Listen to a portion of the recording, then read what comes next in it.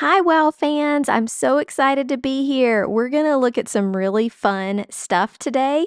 I'm going to pop up some pictures and let's get started. Hi, everyone. This is Nikki. I'm so excited to be here.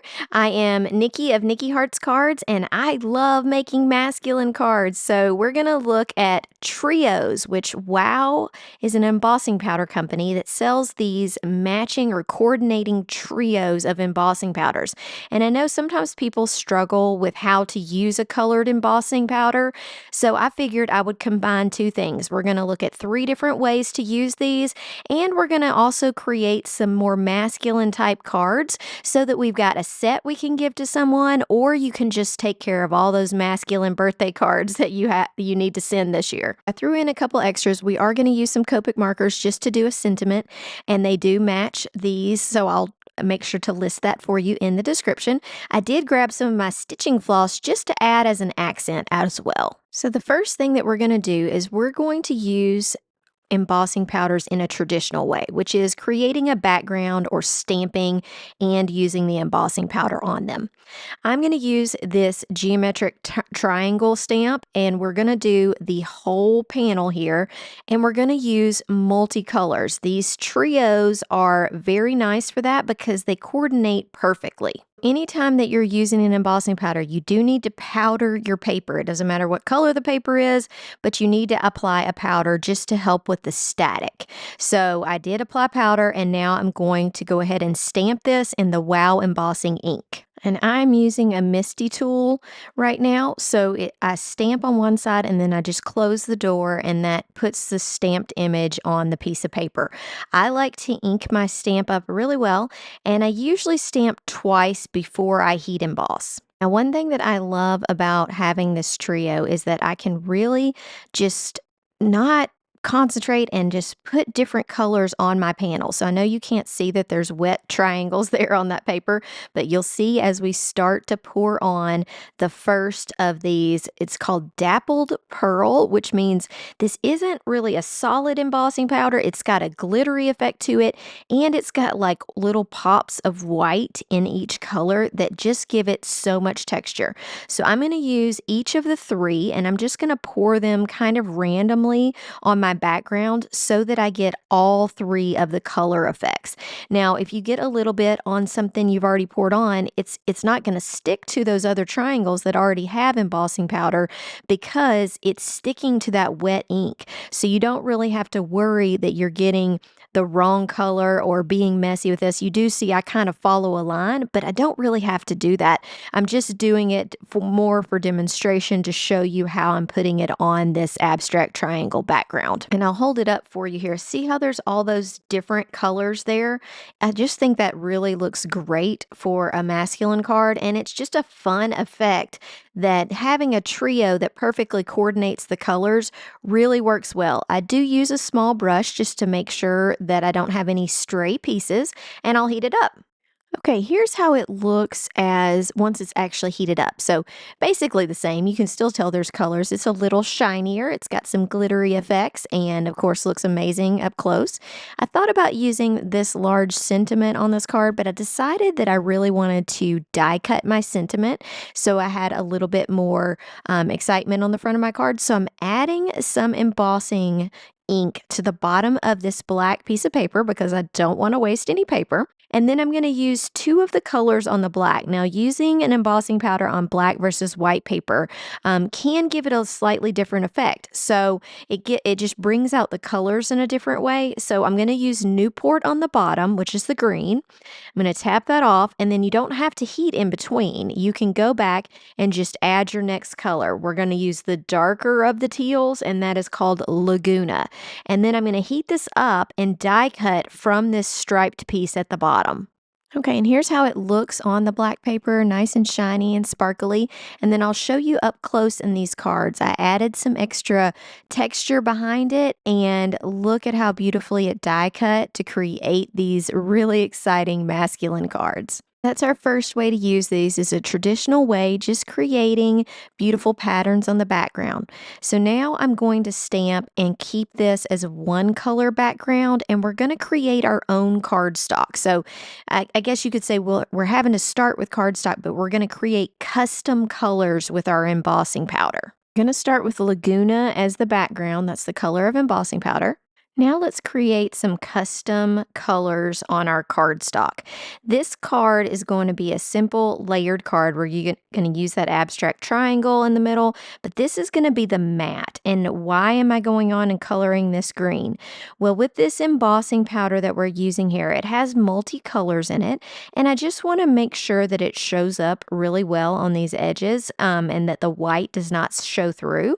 So what I decided to do was take a Copic marker in YG25, and I'm just outlining the edges of this piece of cardstock just to create a little bit of color behind my embossing powder. Okay, if you have not seen this tool, you need to see this. This is Wow Embossing Powder. It's the stamp fluid, but they've included a brush. So you can use this as a refill on your stamp pad, but it's so nice to be able to brush on the embossing liquid, and that way when you add your embossing powder on top of it, it really sticks. You could do the same thing with an ink pad. I just think this tool is quite nifty and that everybody should see how it works. Once I get this all the way around, I'm going to go in with my embossing powder and I'm going to put it all over these edges and heat it up. Like I said, this is going to be the matte to our card, so it is fine to have the middle be perfectly white because it's going to have another layer in front of it. So if you haven't done it yet, make sure you hit the like and subscribe on this channel. I would appreciate that so much, and know that everything that I use is going to be linked in the description. Okay, here's how it looks. So just a beautiful matte piece. I'm going to use these nested squares, and off camera I did color with my Copic markers this beautiful happy birthday. So last layer here is to add an extra square in the blue color. So I'm doing that same thing where I color this with a Copic marker and then add with the Freestyle tool the embossing ink and then the embossing powder. For the Copic marker, I'm using BG13. I'm using that Freestyle tool again. Like I said, you could use your embossing pad if you want to do that. Adding Laguna embossing powder, and now let's put the layers together. We're going to add our abstract triangle to the mat. Next, I'm going to use the other two squares. So we've got our embossed piece. I'm going to add a little bit of foam tape to my Copic coloring, and I'm going to place it carefully on this square. Quick pro tip, I always use a T-ruler to make sure my lines are straight. Another tip is, even if you're using foam tape, to add a little bit of glue so you can move this around and get it exactly like you want. And that finishes off this second card. I love how it turned out. So basically, we've made our own custom color cardstock. We use multiple colors of embossing powder on one card to create a die cut area, but also just an interesting background. So now what we need to do for our last option, and this might be the most exciting, is to create some mixed media looks with the embossing powder. Now to do this, you're going to need something wet for your embossing powder to stick to, and I'm going to use this Altenew embossing paste. It's a white paste that will help give us some dimension on our card, but also will hold the embossing powder. We're going to be using this stencil called Circle Confetti, and we're going to create like a little halo of different colored raised embossing powder using the embossing paste as the base for this embossing powder to stick to. I am using some tape on this stencil because it does have two open areas, and I don't want to get any of this embossing paste on my card. All right, so this embossing paste is a thick paste. You could use lots of other options if you wanted to. This one is just made to do this, and it is a white that is kind of fluffy almost. It's not a slick texture, but it holds the embossing powder really well. I have done this with other paste, and it works well, but this is one of my favorites. So I decided to show you how I use it. I'm going to put it all over the stencil, and then while it's still wet, we're going to to add multiple colors of embossing powder. I hope you love reveals as much as I do. I know this is white on white, but let me just show you the texture. I'm going to hold this up so you can see how much texture you get by using this embossing paste. Okay, so like we did on the embossing powder background that had triangles and we did multicolored, we're going to do the same thing with this mixed media area. This is once again where these trios really are very handy because you know that the colors coordinate and look so nice together. So I'm going to add all 3 colors and then I'm going to show you your options at that point. So this embossing paste catches your embossing powder, okay, because it's wet. So it's going to hold on to that embossing powder, and you don't have to heat emboss. You could leave it and just let it dry like this. That's perfectly fine.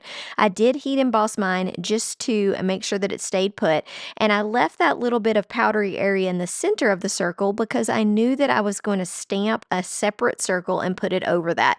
If I had not been doing a separate circle, I would have dusted that off with my paintbrush. So I am creating a happy birthday sentiment in a circle that fits perfectly inside of this confetti wheel.